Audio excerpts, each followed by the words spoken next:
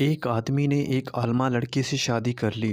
شادی کے بعد لڑکی نے کہا میں عالمہ ہوں اور ہم شریعت کے مطابق زندگی بسر کریں گے۔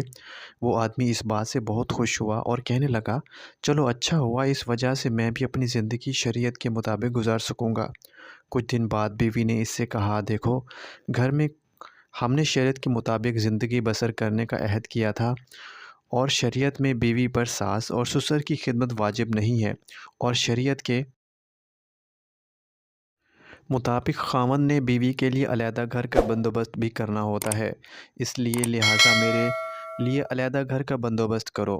وہ آدمی بڑا پریشان ہوا کہ علیحدہ گھر کا تو کوئی مسئلہ نہیں، لیکن میرے بوڑھے والدین کا کیا بنے گا؟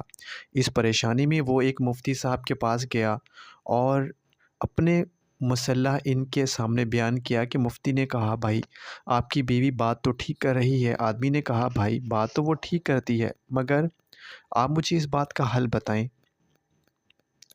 مفتی صاحب، میں آپ کے پاس مسئلے کا حل لے کر آیا ہوں، کوئی فتویٰ نہیں۔ مفتی صاحب نے کہا کہ اس کا ایک طریقہ ہے، جا کر اپنی بیوی کو بتاؤ کہ شریعت کی روح سے میں دوسری شادی کر سکتا ہوں، لہٰذا میں دوسری شادی کر رہا ہوں۔ وہ میری دوسری بیوی والدین کے ساتھ رہے گی اور ان کی خدمت کرے گی، اور میں تم کو الگ گھر لے کر دیتا ہوں، تم اس گھر میں رہنا۔ یہ بات سن کر لڑکی خاموش ہو گئی اور تھوڑی دیر بعد بولی دفع کرو دوسری شادی کو، میں ادھر ہی خوش ہوں،